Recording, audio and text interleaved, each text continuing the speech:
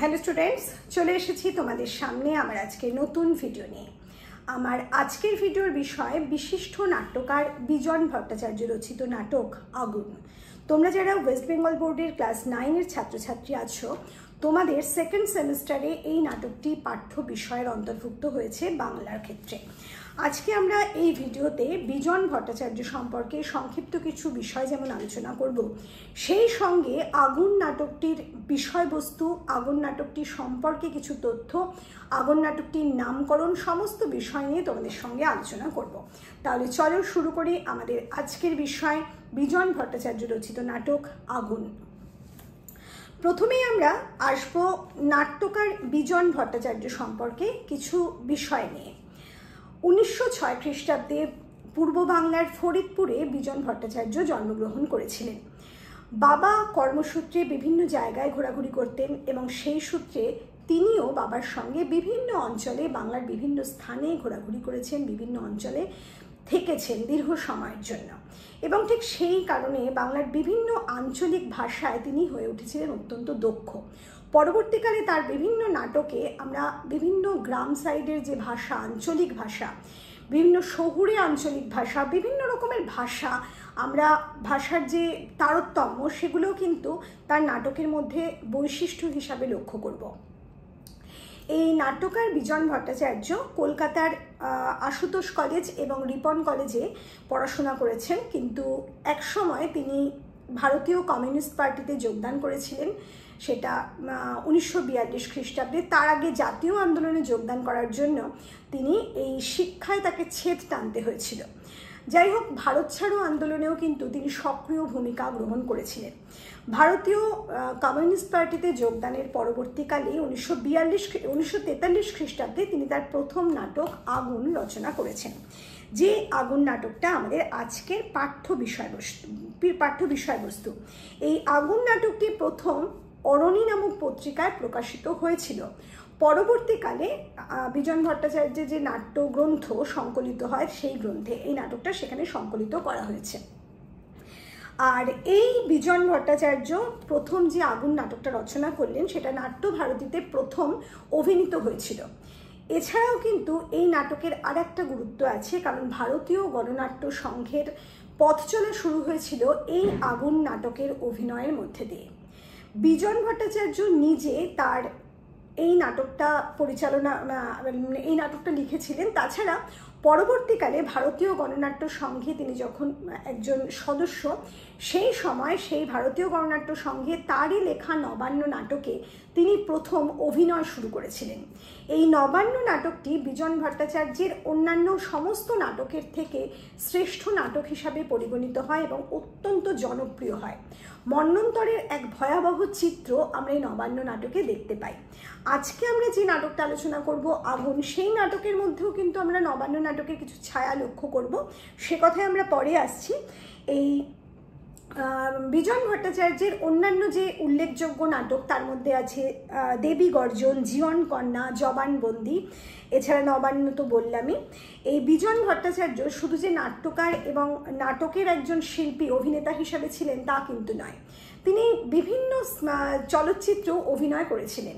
সেই বিভিন্ন চলচ্চিত্রের মধ্যে উল্লেখযোগ্য হচ্ছে মেঘে ঢাকা তারা, 74, পদাতিক, এই বিভিন্ন, তাছাড়া বাড়ি থেকে পালিয়ে, এই বিভিন্ন চলচ্চিত্রে তাকে দেখা গিয়েছিল অভিনেতা হিসাবে।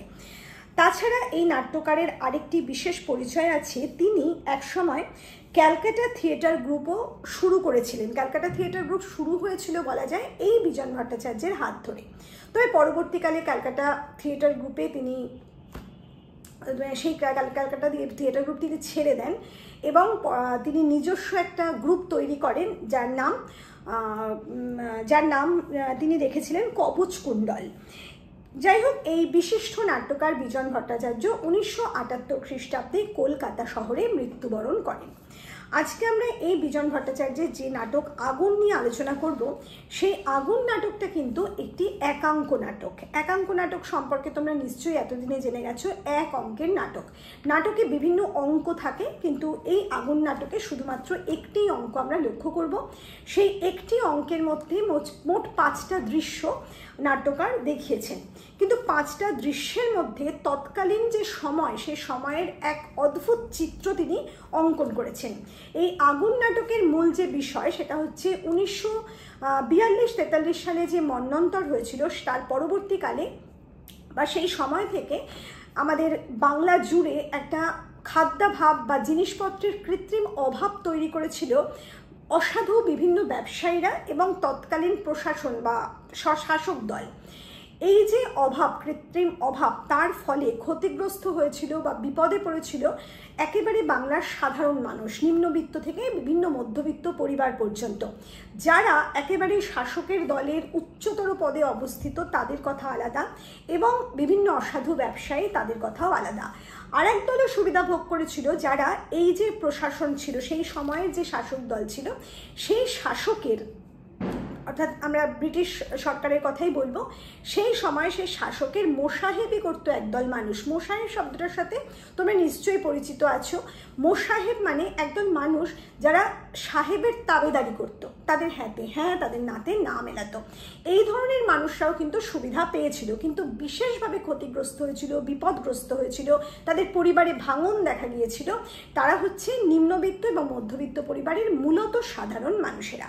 যাই হোক, আমরা চলে আসবো আগুন নাটকের সমস্ত দৃশ্যে। এই ভিডিওতে আমরা প্রত্যেকটা দৃশ্যের বিষয়বস্তু আলাদা করে আলোচনা করব, সেই সঙ্গে প্রত্যেকটা দৃশ্যে কোন কোন চরিত্রকে আমরা পাচ্ছি, সেই চরিত্রগুলো সম্পর্কেও কিন্তু আলোচনা করব। এবং সর্বোপরি এই নাটকের যে মূল বক্তব্য, নাটকের যে নামকরণ, সেটাও আমি তোমাদের সামনে সম্পূর্ণ পরিচ্ছন্নভাবে বলে দেব। কিন্তু তোমরা যদি আমার আজকের ভিডিও ভালো লাগে, তাহলে তোমাদের সকলকে বলবো আমার এই ভিডিওতে একটি লাইক করবে, ভিডিওকে শেয়ার করবে, এবং অবশ্যই আমাদের এই চ্যানেলকে সাবস্ক্রাইব করে রাখবে পরবর্তী নোটিফিকেশান সঠিক সময়ে পাওয়ার জন্য। যাই হোক, আমাদের প্রথম দৃশ্য আমরা শুরু করছি। এই প্রথম দৃশ্যে চরিত্র বলতে জনৈক পুরুষ, তার স্ত্রী নেত্তর মা এবং তার সন্তান নেত্য। জনৈক পুরুষের কোনো নাম এখানে নাট্যকার অঙ্কন করেননি, মানে লেখেননি। তার স্ত্রী নেত্তর মায়ের কোনো নামও নেই, শুধু সন্তান নেত্তর নাম যে আমরা পাচ্ছি সেটা বুঝতেই পাচ্ছি। যাই হোক, এই মঞ্চটা আমরা, এই যে মঞ্চের একটি দিকে, বিশেষ দিকে একটা আবছা আলো দেখা যাবে প্রথম দৃশ্যেই, মানে পর্দা ওঠার সাথে সাথে একটা আবছা আলো গিয়ে পড়বে মঞ্চের একটা বিশেষ দিকে। সেখানে দেখা যাবে একটি দরিদ্র পরিবারের ঘরের ভিতরকার চিত্র, এবং সেখানে কয়েকটা জিনিসের ওপর আবছা আলো পড়বে। সেই জিনিসগুলোর মধ্যে রয়েছে একটি মাটির জালা, একটি বাঁশের আলনা, এবং সেই আলনার মধ্যে দু একটি নোংরা কাপড়, একটা ছেঁড়া চট, একটা ছেঁড়া পুরনো কাঁথা। আর সেই ঘরের মধ্যে মেঝেতে শুয়ে আছে 3টে মানুষ, সম্পূর্ণ চাদর মুড়ি দিয়ে তারা শুয়ে আছে। এই হচ্ছে দৃশ্য। এর মধ্যে আমরা এই দৃশ্যের মধ্যেই আমরা শুনতে পাবো যে দূর থেকে আজানের শব্দ ভেসে আসবে, গির্জা থেকে কোনো একটা স্থান থেকে আজানের শব্দ শোনা যাবে, মোরগ ডেকে উঠবে, 3বার মোরগের শব্দ আছে, এটা অবশ্যই উল্লেখযোগ্য। পাখির ডানা ঝাপটানোর শব্দ একবার পাওয়া যাবে, সেই সঙ্গে কোনো একটা মানুষ যেন ঘুমের মধ্যে বিড়বিড় করছে এবং তারপর আবার ঘুমিয়ে পড়ছে, এরকম একটা বিভিন্ন রকম শব্দের মধ্যে দিয়ে নাটকের প্রথম দৃশ্য শুরু হচ্ছে। এরপর শোনা যাবে একজন মানুষ হাই তুলছে এবং সে উঠে বসছে, সেই হচ্ছে ওই জনৈক পুরুষ যার কথা আমরা প্রথম দৃশ্যে শুনতে পাবো। সে হাই তুলে উঠে বসে এবং প্রথমেই চমকে ওঠে যে বেলা হয়ে গেছে। সে তাড়াতাড়ি করে তার স্ত্রী অর্থাৎ নেত্তর মা এবং নেত্যকে ডাকতে শুরু করে, এবং তার পাশেই মানে নেত্তর মা আর নেত্যকে যে তারা যে শুয়েছিল তাদের ডাকাটাকে শুরু করে, এবং নিজে তার যে সংলাপ, সেই সংলাপের মধ্যে থেকে আমরা বুঝতে পারি যে এই সময় চালের দোকানে চাল পাওয়া যাচ্ছে না। আমি প্রথমেই বলেছি মন্বন্তরের পরবর্তী একটা কৃত্রিম অভাব যে সৃষ্টি করা হয়েছিল, তারই কিন্তু চিত্র অঙ্কন করা হয়েছে এই নাটকের মধ্যে। আর নাটকের প্রথম দৃশ্যের মধ্যে কিন্তু আমরা সেই অভাববোধ দেখতে পাচ্ছি একেবারে নিম্নবিত্ত একটি দরিদ্র পরিবারের মধ্যে।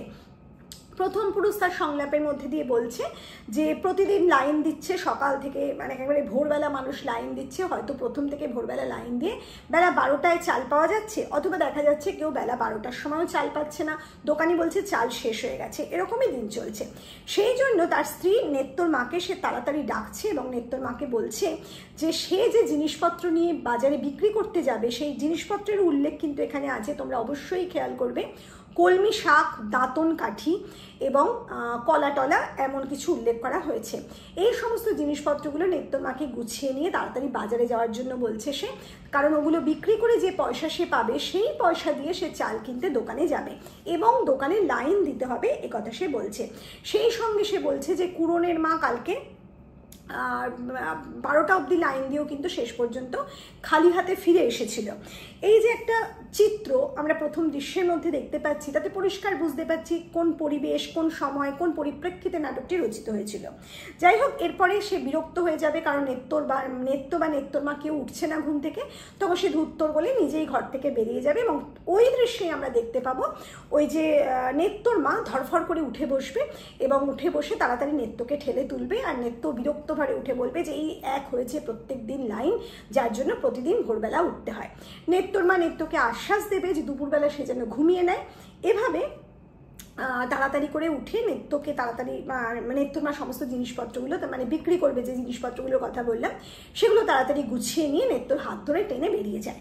এখানেই আমরা প্রথম দৃশ্যের সমাপ্তি বা ড্রপ দেখতে পাই।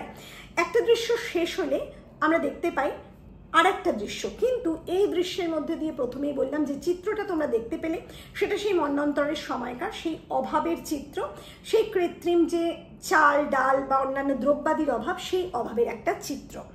এরপর আমরা চলে যাব দ্বিতীয় দৃশ্যে।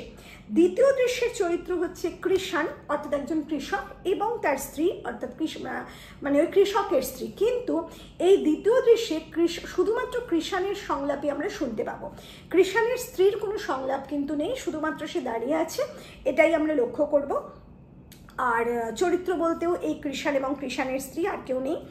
আর এখানে আমরা দেখব মঞ্চের আলো সরে গেছে মঞ্চের এক জায়গা থেকে অন্য একটা প্রান্তে, এবং সেখানেও আবছাভাবে আলোটা ফেলা হয়েছে এবং দেখা যাচ্ছে যে একটা চালা ঘর, সামনে বড় একটা উঠোন, আর চালা ঘরের ঠিক চৌকাঠের সামনে দাঁড়িয়ে আছে কে না, চৌকাঠের কাছাকাছি দাঁড়িয়ে আছে কৃষাণের স্ত্রী, আর ফাঁকা যে স্থানটা উঠোন বলে চিহ্নিত করা হচ্ছে সেই স্থানে দাঁড়িয়ে আছে কৃষাণ। তার খালি গা, একটা কাপড়, মাথায় একটা গামছা ফেটির মতো করে বাঁধা আছে, আর তার হাঁটুর ওপরে একটা কাপড় পরা আছে, মানে ধুতি কাপড় যাকে বলে ওখানটা পরা আছে। বোঝাই যাচ্ছে দেখে কৃষাণ মানে একজন কৃষক, সে তার স্ত্রীকে বলছে যে আর বেশি দিন নয়, এই চৈতালির ফসল যখন ঘরে তুলবো তখনই এই অভাবের বা এই সমস্ত সমস্যার নিষ্পত্তি হবে। কিন্তু তার স্ত্রী এই কথা শুনে কোনো কথা বলে না, শুধু চেয়ে থাকে। সে অবাক হয়ে বলে কেন চেয়ে আছে, তার স্ত্রীকে জিজ্ঞাসা করে, কিন্তু তাতেও তার স্ত্রী কোনো জবাব দেয় না। এরপর দেখা যায় কৃষাণ নিজেই বলছে যে না সে আর আশার কথা বলবে না, কারণ অনেক দিন ধরেই সে অনেক আশা করছে, অনেক স্বপ্ন দেখছে, কোনো কিছুই তো, কোনো আশাই তো তার ঠিকঠাক পূরণ করতে পারছে না সে, কাজে আর কোনো কথা সে বলবে না। এসব বলে সে তার স্ত্রীকে বলে, অর্থাৎ কৃষাণের যে স্ত্রী মানে কৃষাণী বলে যাকে উল্লেখ করা হয়েছে চরিত্রকে, তাকে উদ্দেশ্য করে বলে যে সে যেন তাড়াতাড়ি আজকে দোকানে গিয়ে লাইন দেয়, কারণ প্রত্যেক দিন সে যদি দেরি করে আসে এবং বেলা 2টোর সময় যদি রান্না বসায় তাহলে তার মাঠ থেকে ফিরে এসে কিন্তু আর সবুজ হয় না। সেই জন্য সে বারবার বলে এবং বলে যে কেষ্টর মার সাথে সে যেন তাড়াতাড়ি লাইনে গিয়ে দাঁড়ায়, যাতে করে তাড়াতাড়ি চাল নিয়ে বাড়ি ফিরতে পারে। এরপরেও দেখা যায় সে কৃষাণীর মানে তার স্ত্রীর দিক থেকে দৃষ্টি একটু অন্যদিকে সরায় এবং বোঝা যায় তার কথার মধ্যে দিয়ে সে তার গরুকে উদ্দেশ্য করে বলছে যে মাঠে যাওয়ার জন্য খুব পাগল হয়েছে, আর সবুজ হয়েছে না। এ কথা বলে সে তার স্ত্রীর উদ্দেশ্যে আবার একই কথা বলে, মানে তাড়াতাড়ি লাইনে দাঁড়াবার জন্য, কিন্তু এবারও কিন্তু তার স্ত্রী কোনো কথা উত্তর দেয় না বা কোনো কথা বলে না। তখন কৃষাণ মাঠের উদ্দেশ্যে বেরিয়ে যায়। এখানে মানে দ্বিতীয় দৃশ্যটার সমাপ্তি আমরা লক্ষ্য করি। অতএব প্রথম দৃশ্য থেকে দ্বিতীয় দৃশ্যে আমরা কি দেখলাম, আরেকটা নিম্নবিত্ত চাষি পরিবার। আগের পরিবারের যেটা আমরা দেখেছিলাম সে একটা সাধারণ জনৈক পুরুষ, মানে তার কোনো পেশা সম্পর্কে আমরা বুঝতে পারিনি, শুধু এটুকু বুঝতে পেরেছি তার স্ত্রী বাজারে তার পসরা নিয়ে বসে, জিনিসপত্র বিক্রি করে। আর এখানে কি দেখলাম, একটা কৃষক পরিবার, সে মাঠে চাষ করে। কিন্তু দুটো পরিবারই নিম্নবিত্ত পরিবার, দরিদ্র পরিবার। আর দুটো পরিবারের মধ্যেই একটা অভাববোধ, চালের অভাব, ডালের অভাব, জিনিসপত্রের অভাব। তাদের হাতে সামান্য অর্থ হয়তো আছে, কিন্তু দোকানি তাকে তাদের দিতে পারছে না, তারা দোকান থেকে চাল পাচ্ছে না, কারণ দোকানি বলছে চাল নেই। এই একটা বিষয়ের মধ্যে দিয়ে আমরা দ্বিতীয় দৃশ্যে শেষ করব। এরপর আমরা চলে যাব তৃতীয় দৃশ্যে। তৃতীয় দৃশ্যের যে চরিত্র, সেখানে আমরা দেখতে পাবো সতীশ। সে হচ্ছে জনৈক কারখানার একজন শ্রমিক, কারখানার একজন জনৈক শ্রমিক যাকে বলে। আছে জুরন নামক আর একজন শ্রমিক, যে ওই যে বললাম সতীশ তার সহকর্মী। আছে সতীশের স্ত্রী ক্ষীরি এবং তাদের সন্তান ফুলকি, মেয়ে ফুলকি। আর এই চরিত্রগুলো আছে। এবং এখানে আমরা দেখবো মঞ্চে আলোটা আবার অন্যত্র সরে যাচ্ছে, মানে আলোর ফোকাসটা অন্যদিকে ফেলা হচ্ছে। এখানেও কিন্তু সেই একটা নীলচে, মানে নীল আভাযুক্ত একটা হালকা আলো। এবার যে দৃশ্যটার উপর আলো পড়ছে, সেখানে আমরা দেখতে পাবো একটা বারান্দা। সেই বারান্দার ওপর বসে আছে কে না, ওই শ্রমিক যে সতীশের কথা বলছি, সে বসে আছে। এবং পাশেই লাগো একটা ঘর, যে ঘরের মধ্যে শুয়ে আছে তার স্ত্রী ক্ষীরি এবং তার মেয়ে ফুলকি। কিন্তু তাদের দুজনকে কিন্তু এই মঞ্চে দেখা যাবে না, শুধুমাত্র তাদের কথা শোনা যাবে ওই শ্রমিকের কথার মধ্যে দিয়ে। এবার আমরা দেখতে পাবো যে সেই সতীশ তারপর পার্শ্ববর্তী যে জুরন নামক সহকর্মী থাকে তাকে ডাকছে এবং ডেকে তার উদ্দেশ্যে বলছে সে কি আজ কারখানায় যাবে না। জুরন জানায় যে সে অবশ্যই কারখানায় যাবে, এবং সে উল্টে সতীশকে জিজ্ঞেস করে সে কি কারখানায় যাবে না। তখন সেই শ্রমিক জানায় যে তাকে কারখানায় তো যেতেই হবে, কিন্তু তার যে বড় সমস্যা। এবং সে বলে জুরনের তো কোনো সমস্যা নেই, সে বিবাহিত নয়, সে একার সংসার, কখনো কখনো হোটেলে খেয়েও তার দিন ভালোই চলে যায়। কিন্তু সমস্যা তো তার, কারণ তার পরিবার আছে, সন্তান আছে, তার স্ত্রী আছে, এবং সেই সংসারের চাল ডাল জোগাড় করতেই তার অবস্থা খুব খারাপ হয়ে যাচ্ছে। এই তো গতকাল দিন ভোর তার স্ত্রী ক্ষীরি এবং তার মেয়ে ফুলকি লাইনে দাঁড়িয়েছিল, কিন্তু কোনো চাল পেল না। দিনের শেষে তারা ফিরে এলো এবং মিস্ত্রির বাড়ি থেকে 1.5 পো মতো চাল ধার করে তাদের রাত্রের খাওয়াটুকু জুটল। এবার এরপরে দেখা যাচ্ছে যে তাদের ওই যে জুরন আর এর মধ্যে কথোপকথন চলছে। সতীশ বলছে যে কি দুরবস্থা, এই কোম্পানি থেকে যাও বা চাল ডাল দিত, 3 মাস ধরে তাও বন্ধ হয়ে গেছে, তাহলে এখন কি করে চলবে। তখন জুরন বলে যে কোম্পানির উপর ভরসা রাখার কোনো মানে হয় না, বা ভরসা রেখো না। তখন সতীশ অবাক হয়ে বলে কোম্পানিকে ভরসা করবো না, দোকানিকে ভরসা করব না, গাঁটের অর্থে গাঁটের পয়সায় ভরসা করব না, তাকে ভরসা করব কাকে। মানে সে একটু হতাশগ্রস্ত আমরা লক্ষ্য করছি। মানে এই যে একটা চাল ডালের অভাব, জিনিসপত্রের অভাব, সেই অভাবের মধ্যে তার মধ্যে একটা হতাশা আমরা লক্ষ্য করছি। সে তখন এরপরে আমরা দেখি সে তার স্ত্রী এবং মানে ক্ষীরি এবং ফুলকিকে ডাকাডাকি করে এবং বলে যে যেমন মা তেমন মেয়ে, একেবারে কুম্ভকর্ণর মতো ঘুমোচ্ছে, কত তাড়াতাড়ি কালকে ঘুমিয়েছে দিনের মানে বেলা থাকতে থাকতে, অথচ এখনো ঘুম থেকে উঠছে না। যাই হোক, প্রচুর ডাকাডাকি সে করলো, কিন্তু সে এবার কারখানায় যাবে, কিন্তু কারখানায় যাবে কি করে, পেটে তো খিদে ডন দিচ্ছে। সে তাকে তার স্ত্রীকে বলে কিছু খাবার দেওয়ার জন্য। কিন্তু এই সময় আমরা লক্ষ্য করি তার স্ত্রী ক্ষীরি অত্যন্ত ঝাঁঝিয়ে ওঠে এই কারখানার শ্রমিক সতীশের ওপর। সে বলে সে কোথা থেকে খাবার দেবে, কালকে যে 1.5 পো চাল আনা হয়েছিল তার মধ্যে 1 পো চাল তো সে নিজেই খেয়ে ফেলেছে, আজকে খাবার জোগাড় করবে সে কি করে। এই কথা বলার সাথে সাথে স্ত্রী ক্ষীরির সাথে সেই ব্যক্তির প্রচণ্ড একটা বিরোধ লেগে যায়, ঝগড়াঝাটি লেগে যায়, গালিগালাজ শুরু হয়। এবং তখন স্ত্রী ক্ষীরি তাকে উদ্দেশ্য করে তার পৌরসত্বে আঘাত করে এবং বলে যে কেলোর বাবা তার মাকে কি সুন্দর আরামে রেখেছে, আর তার স্বামী কি পুরুষ যে তাকে কোনো রকমভাবে ভালো রাখতে পারছে না, সামান্য চাল ডালও জোগাড় করতে পারছে না। এই কথা শুনে তার পৌরুষত্বে আঘাত লাগায় প্রচণ্ড ক্ষিপ্ত হয় ওই ব্যক্তি, মানে ওই শ্রমিক সতীশ, এবং সে পদাঘাত করে বসে তার স্ত্রী ক্ষীরিকে। এবং ক্ষীরি আর্তনাদ করে ওঠে, প্রচণ্ড আর্তনাদ করে ওঠে আঘাত পেয়ে। পাশ থেকে ফুলকি কেঁদে ওঠে এবং তাদের মধ্যে একটা গালিগালাজ চলতে থাকে। গালি দিতে দিতে সেই সতীশ একটা ছাপার জামা গায়ে গলিয়ে কাঁধে গামছা নিয়ে ঘর থেকে বেরিয়ে যায়। এখানে আমরা দেখতে পাই যে তৃতীয় দৃশ্য শেষ হয়ে যায়।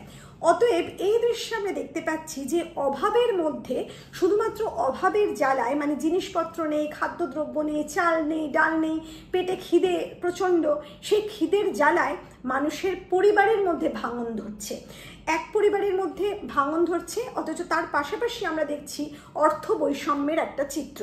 অন্য পরিবার কিন্তু সুখ স্বাচ্ছন্দ্যেই আছে। ঠিক যেমন নবান্ন নাটকে আমরা দেখেছিলাম যে একটা বিয়েবাড়ির দৃশ্য, যেখানে দেখা গেছে প্রচণ্ড আলোকসজ্জা হচ্ছে বিয়েবাড়িতে, ধুমধাম করে বিয়ে হচ্ছে, 1000 জন মানুষ খাচ্ছে সেই বিয়েবাড়িতে, অথচ সেই বিয়েবাড়ির পাশেই অন্ধকার জায়গায় যে ডাস্টবিন রাখা আছে, সেই ডাস্টবিনে অসংখ্য খাবার বেঁচে গেছে, সেগুলো ফেলে দেওয়া হচ্ছে, প্রচুর খাবার। এবং সেই খাবারে কুকুরের সাথে ভাগ বসিয়েছে ভিখারিরা, অর্থাৎ মানুষরা কুকুরের সাথে খাবার কাড়াকাড়ি করছে তারা। খুব মর্মান্তিক একটা দৃশ্য, যে দৃশ্য কিন্তু আমাদের দর্শকদের গায়ে কাঁটা জাগিয়ে দেয়। নবান্ন নাটক কিন্তু সেখানেই সার্থক, যে সেই সময়কার যে ঘৃণ্য সামাজিক চিত্র তিনি তুলে ধরেছিলেন মানুষের সামনে, সেই চিত্র আমরা যেন আরেকবার আবছা হলেও এই আগুন নাটকে দেখতে পাই। এখানে আমরা দেখছি সেই অর্থ বৈষম্যের চিত্র, যেখানে কেলোর মা ভালো আছে, কেলোর বাবা তাকে ভালো রেখেছে, কারণ তার আর্থিক সামর্থ্য আছে বা সে জিনিসপত্র পাচ্ছে। আর অন্যদিকে এখানে শ্রমিক তার স্ত্রী ক্ষিরিকে ভালো রাখতে পারছে না, ফুলকিকে ভালো রাখতে পারছে না, তার পরিবারে ধরছে ভাঙন। এই হচ্ছে একটা বৈষম্য আমরা লক্ষ্য করছি। এরপরেই আমরা চলে যাব চতুর্থ দৃশ্যে। চতুর্থ দৃশ্যে কিন্তু সম্পূর্ণ অন্য এক চিত্র। এই যে আমরা দরিদ্র নিম্নবিত্ত পরিবারের একটা চিত্র দেখলাম, সেইখান থেকে একটু উত্তরণ ঘটবে আমাদের মধ্যবিত্ত পরিবারে। এখানে আমরা দেখব মঞ্চের আলোটা বেশ উজ্জ্বল। এই উজ্জ্বল আলোরও কিন্তু একটি অর্থ আছে, সেটা আমরা পরে আসছি। এবং সেই সঙ্গে আমরা দেখব এই পরিবেশটা বেশ পরিচ্ছন্ন। বলে রাখি, আগে প্রথম দৃশ্য যখন আমাদের শুরু হয়েছিল, যে ঘরটা দেখানো হয়েছিল, সেই ঘরের পরিবেশ কিন্তু কখনোই পরিচ্ছন্ন ছিল না, একটা নোংরা মতো দৃশ্য ছিল।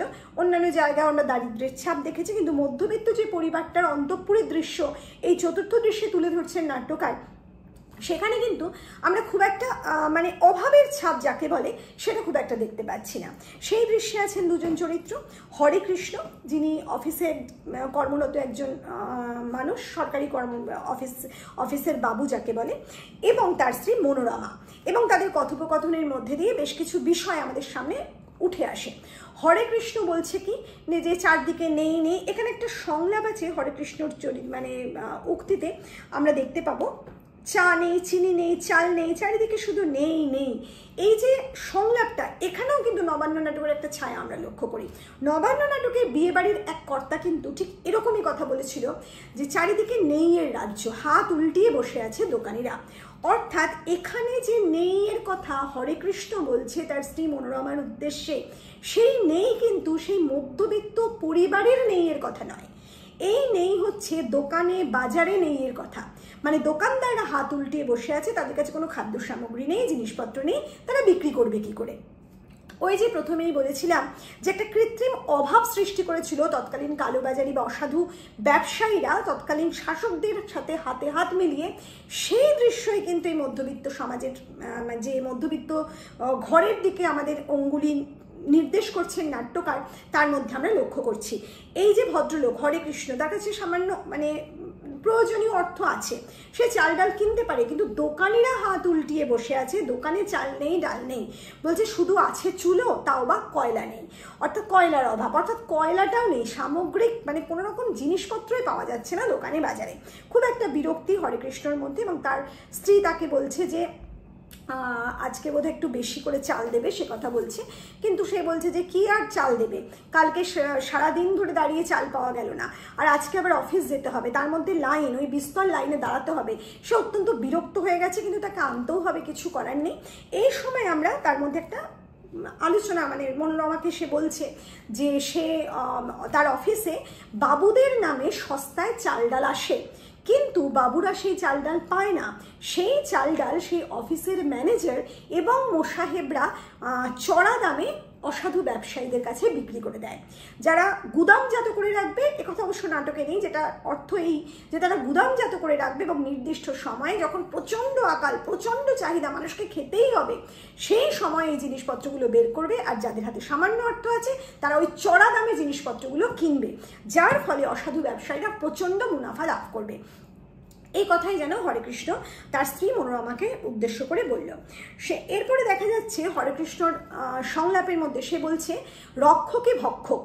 এরপরে আমরা দেখলাম মনোরমা তাকে বলছে যে ঈশ্বরকে প্রণাম করে সে যেন বেরিয়ে যায়। সে টাকা নিয়ে হরেকৃষ্ণ ঈশ্বরকে প্রণাম করে চালের লাইন দেওয়ার জন্য সে বেরিয়ে যাচ্ছে। এবং এখানেই আমরা দেখছি চতুর্থ দৃশ্যের সমাপ্তি। এই যে চতুর্থ দৃশ্য, এই চতুর্থ দৃশ্যে কিন্তু আমরা বেশ কিছু বিশিষ্ট বিষয়, বেশ কিছু উল্লেখযোগ্য বিষয় নাট্যকারের মধ্যে থেকে মানে নাট্যকার দেখিয়ে দিলেন দর্শকদের চোখে আঙুল দিয়ে। চতুর্থ দৃশ্যে যে বিষয়গুলো আমরা দেখতে পেলাম সেখানে আমরা প্রথমেই একটা জোরালো আলোর কথা বলেছি। যে জোরালো আলো আগে কিন্তু আমরা প্রথম, দ্বিতীয় এবং তৃতীয় দৃশ্যে দেখতে পাইনি। এই জোরালো আলো শুধুমাত্র যে বেলা বাড়ার সংকেত তা কিন্তু নয়। এই জোরালো আলো প্রমাণ করছে নিম্নবিত্ত পরিবার থেকে একটু উচ্চতর মধ্যবিত্ত পরিবারের দিকে দর্শকের দৃষ্টি নিয়ে যাচ্ছেন নাট্যকার, এবং সেই কারণেই উজ্জ্বল একটা আলো ফেলা হয়েছে মঞ্চে এবং একটু পরিচ্ছন্ন পরিবেশকে দেখানো হয়েছে। এরপর আমরা দেখব যে ওই যে কথাটা রক্ষকই ভক্ষক, অর্থাৎ সেই সময়কার একটা রাজনৈতিক প্রেক্ষাপট খুব সুন্দরভাবে আমাদের সামনে তুলে ধরা হলো। মানে নাট্যকার তুলে ধরলেন দর্শকদের সামনে যে রক্ষক সেই ভক্ষক, অর্থাৎ জনসাধারণকে রক্ষা করার দায়ভার চাপানো হয়েছে যার ওপর, সেই কিন্তু শোষণ করছে জনসাধারণকে। অর্থাৎ সাংঘাতিক একটা কথা, সাংঘাতিক একটা রাজনৈতিক সংকেত, রাজনৈতিক ভয়াবহ পরিবেশের কথা এখানে উল্লেখ করেছেন নাট্যকার। তারপরে বলা হচ্ছে ওই হরেকৃষ্ণই বলেছে এই যে রক্ষকই ভক্ষক তার ফলাফল কি হচ্ছে, চুরি ছিনতাই এগুলো বেড়ে যাচ্ছে। এই চুরি ছিনতাই বেড়ে যাওয়া, তোমরা সকলেই নিশ্চয়ই বিড়াল প্রবন্ধ পড়েছ। যারা পড়নি তাদের আমি বলি, বিড়াল প্রবন্ধে এই ধনবৈষম্যের একটা চিত্র বঙ্কিমচন্দ্র অঙ্কন করেছিলেন।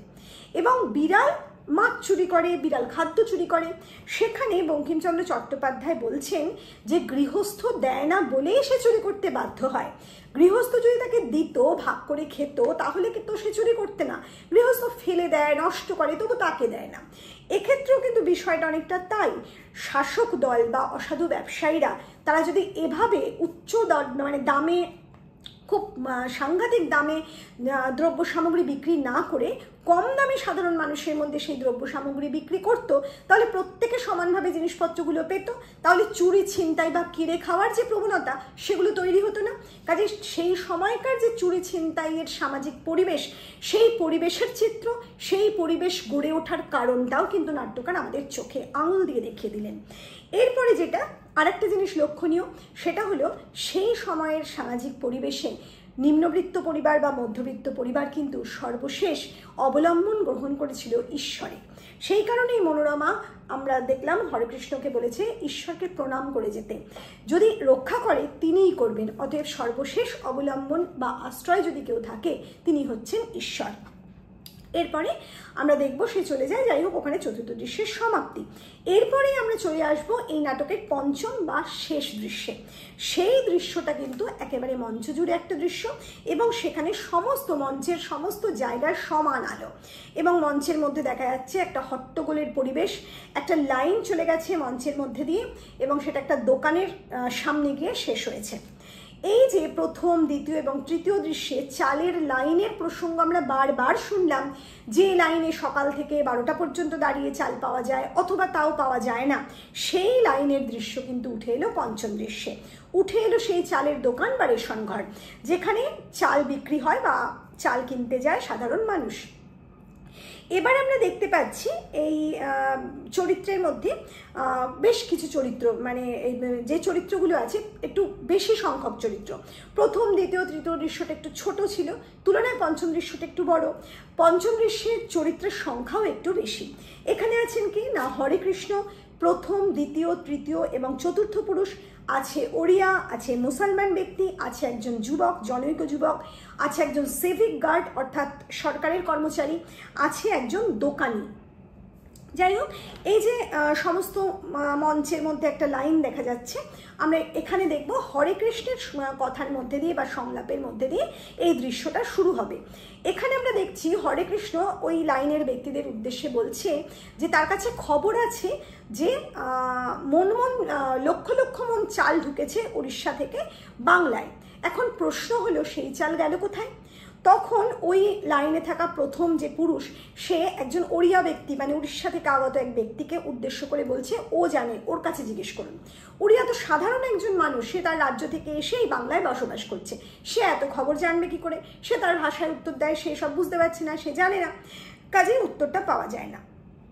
এরপর দেখা যায় যে সিভিক গার্ড প্রবেশ করে। সিভিক গার্ড লাইন ধরে চলে এবং লাইনের প্রত্যেকের কাছে টিকিট আছে কিনা জানতে চায়, যে টিকিট দেখিয়ে ওখান থেকে চাল ডাল সংগ্রহ করবে বা কিনবে তারা। এবং আমরা দেখি যে সিভিক গার্ড বলে সকলের কাছে খুচরো আছে কিনা জিজ্ঞেস করে।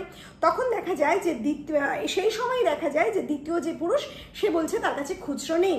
তখন সিভিক গার্ড বলছে তাহলে চাল পাওয়া যাবে না, চলে যেতে। এই নিয়ে দ্বিতীয় পুরুষের সাথে ওই সিভিক গার্ডের একটা বচসা শুরু হয়ে যায়। এরপরে আমরা দেখি তৃতীয় পুরুষের সাথে সিভিক গার্ডের একটা বচসা শুরু হয়ে গেছে। কেন? তৃতীয় পুরুষ নাকি লাইনে মানে লাইন না দিয়ে লাইনে ঢুকে পড়েছে, অর্থাৎ বেলাইনে সে দখল নিয়েছে। তৃতীয় পুরুষ বারবার বলে সে লাইনের ওই স্থানেই ছিল, কিন্তু সিভিক গার্ড কিছুতেই মানবে না, তাকে সরিয়ে দেওয়ার চেষ্টা। এরপরে দেখা যায় সেই ব্যক্তিকে সমর্থন করছেন তৃতীয় একজন পুরুষ, যাকে তৃতীয় পুরুষ বলে উল্লেখ করা হচ্ছে নাটকে। তার সমর্থনে বলছে হ্যাঁ উনি ওখানেই ছিলেন, কিন্তু সিভিক গার্ড কিছুতেই শুনছেন না, প্রচণ্ড একটা ঝগড়াঝাটি শুরু হয়েছে। ইতিমধ্যে চতুর্থ পুরুষ যাকে উল্লেখ করা হয়েছে একটা চরিত্র হিসাবে, তাকে উদ্দেশ্য করে সিভিক গার্ড বলে যে সে লাইন থেকে বেরিয়ে গিয়েছিল, সে আবার ঢুকছে কেন? সে চলে গিয়েছিল, সে চাল পেয়ে গিয়েছে, সে আবার কেন আসছে? সে একবার চাল পেয়ে গেছে, আর পাবে না। চতুর্থ পুরুষ বারবার বলে সে চাল পায়নি, কিন্তু সিভিক গার্ড কিছুতেই শুনবে না। এই নিয়ে আবার চতুর্থ পুরুষের সাথে বচসা শুরু হয়।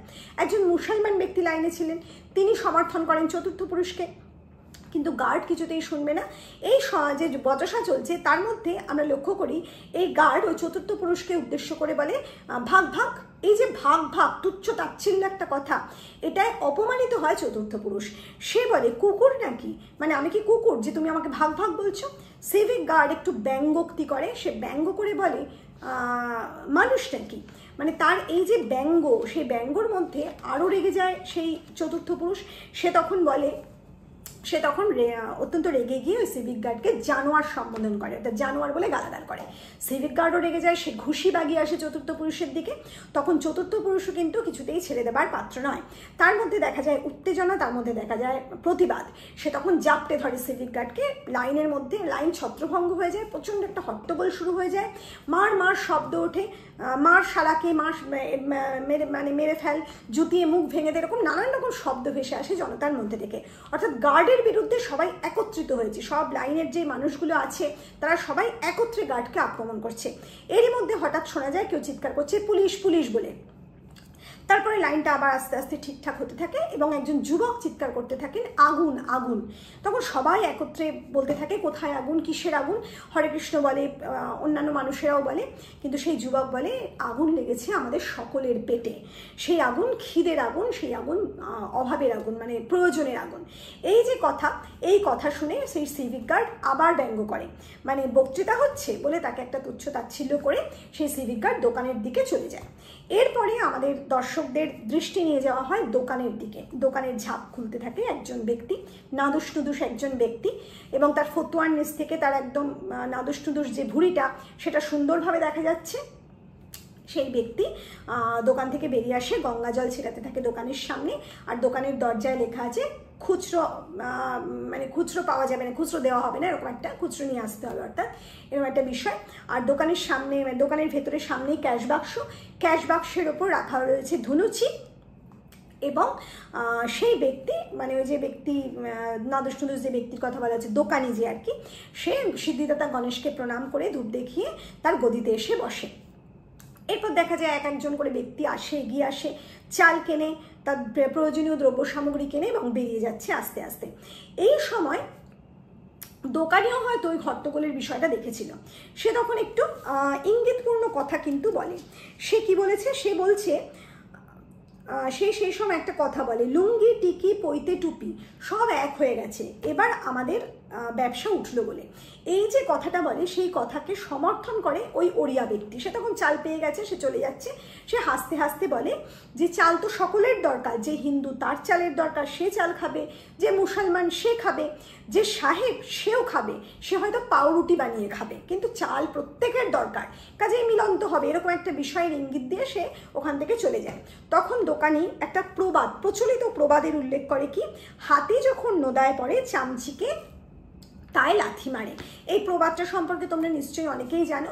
অর্থাৎ ক্ষমতাশালী ব্যক্তি যখন বিপদে পড়ে তখন সামান্য তুচ্ছ তাচ্ছিল্য মানুষরাও তার প্রতি চড়াও হয় বা তাকে অসম্মান করে, তাকে অপমান করে, এরকম একটা কথা।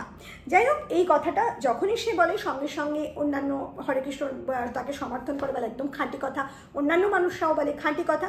এরপর দেখা যায় সকলের চাল নেওয়া হয়ে গেছে, সকলে সকলের সাথে মিলেমিশে কথা বলছে। এই সময় তৃতীয় পুরুষ একটা ভীষণ উল্লেখযোগ্য কথা বলেছে, সংলাপটা অত্যন্ত গুরুত্বপূর্ণ। সে বলছে এখন বাঁচতে হবে, বাঁচতে হলে মিলেমিশে থাকতে হবে। অর্থাৎ তার এই কথার মধ্যে থেকে একটা ঐক্যবদ্ধ হওয়ার ডাক শোনা যাচ্ছে এবং তার এই কথাকে সমর্থন করছে কিন্তু ওই স্থানে উপস্থিত প্রত্যেকে। এবং সেই স্থানে সকলেই, ওই যে সবাই ছিল, সবাই আস্তে আস্তে চাল পেয়ে গেছে, সবাই চাল নিয়ে বেরিয়ে যাচ্ছে এক এক করে। এখানে আস্তে আস্তে আলো কমে আসে, আলো এক সময় নিভে যায়, নাটকের ড্রপ হয়, নাটক শেষ হয়ে যায়। এখানে পঞ্চম দৃশ্যের মধ্যে দিয়ে নাটকটি শেষ হয়। কিন্তু সমগ্র নাটকের মধ্যে এই পঞ্চম দৃশ্য কিন্তু সব থেকে বেশি ব্যঞ্জনাবাহী। এই ব্যঞ্জনাবাহী বলার কারণ কতগুলো আছে। প্রথমত, যুবকের যে কথাটা, আগুন লেগেছে প্রত্যেকের, সকলের পেটে, খিদের আগুন, প্রয়োজনের আগুন। এই যে সংলাপ, এই সংলাপ কিন্তু এই নাটকটার নামকরণ যে সার্থক সেটা বলে দেয় আমাদের পাঠকদের কাছে, আমাদের দর্শকদের কাছে।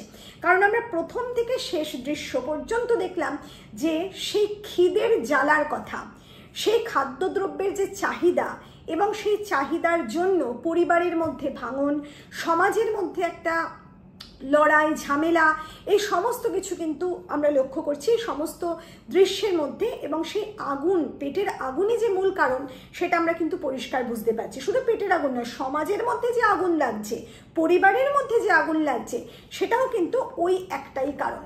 কাজেই এই আগুন নাটক নামটা সম্পূর্ণ সার্থক একটা সাংকেতিক বা ব্যঞ্জনাবাহী নামকরণ আমরা বলবো। এরপরে যে পয়েন্টে আমরা আসবো সেটা হচ্ছে এই দৃশ্যের মধ্যে দিয়ে আমরা একটা সাংঘাতিক সংকেত পাই নাট্যকারে। সেটা কি? প্রতিবাদ, মানুষের ঐক্যবদ্ধ প্রতিবাদ। এই দৃশ্যের উজ্জ্বল আলো আরেকটা দিককে প্রমাণ করে যে সেই খারাপ সময়টা চলে গিয়ে একটা নতুন সূর্যোদয়ের দিন আসতে চলেছে। মানুষে মানুষে মিলন ঘটছে, হিন্দু, মুসলমান, খ্রিস্টান, এই জাতিভেদ যে সময়ে দাঁড়িয়ে নাটকটা রচিত হয়েছিল 1943, অর্থাৎ 1943 সাল। কাজেই সেই সময় মানুষে মানুষে বিভেদের যে সৃষ্টি করছিল তৎকালীন ইংরেজ সরকার এবং তৎকালীন রাজনৈতিক পরিবেশ আমাদের দেশে, সেই প্রচেষ্টাকে ব্যর্থ করতে চলেছে সাধারণ মানুষ। এই ইঙ্গিত দিল নাট্যকার বলতে চাইছে যে কালের চাকা ঘুরছে, সময়ের চাকা ঘুরছে, আর বেশি দেরি নেই। এবার সকল মানুষ ঐক্যবদ্ধ হবে, সবাই মিলিত প্রতিরোধ গড়ে তুলবে এবং সেই মিলিত প্রতিরোধে সমস্ত অসাধু মানুষের অসাধু যে কর্মযোগ্য সব কিছুর সমাপ্তি হবে এবং একটা নতুন সূর্যের ভোর আমরা দেখতে পাবো, নতুন দিন দেখতে পাবো, যে দিনে মানুষ আবার তার সেই পুরনো সুন্দর দিনগুলো ফিরে পাবে। এখানেই নাটকটির সমাপ্তি। আশা করি তোমরা নাটকটা সম্পূর্ণ ভালোভাবে বুঝতে পেরেছো। যদি কোথাও কোনো সমস্যা থাকে অবশ্যই আমাকে কমেন্ট বক্সে জানাবে। আমি একটু দেরি হলেও নিশ্চয়ই তোমাদের এই প্রশ্নের উত্তর দিতে সাহায্য করব। এছাড়া তোমরা যদি মনে করো আমাদের টেলিগ্রাম গ্রুপ জয়েন করতে পারো, আমাদের বিভিন্ন সোশ্যাল মিডিয়া যেমন ফেসবুক আছে, তাছাড়া তো আমাদের যে ইনস্টাগ্রাম আছে সেখানেও তোমরা জয়েন করতে পারো, সেখানেও তোমরা প্রশ্ন রাখতে পারো। তবে সবসময় আমি বলবো তোমরা কমেন্ট বক্স অথবা টেলিগ্রাম গ্রুপেই প্রশ্ন রাখো, তাতে কিন্তু আমি সঙ্গে সঙ্গে দেখি এবং উত্তর দেওয়াটাও সহজ হয়। তাহলে চলো, আজকের ভিডিও আমরা এখানেই শেষ করছি। খুব তাড়াতাড়ি তোমাদের সামনে হাজির হব আমার নতুন কোনো ভিডিও নিয়ে। খুব ভালো থেকো।